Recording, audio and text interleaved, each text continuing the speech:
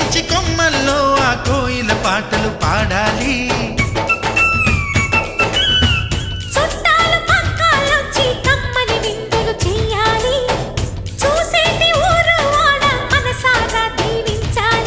నలుగురు కలిసి చేతులు కలిపి మన కలలన్నీ పండించాలి.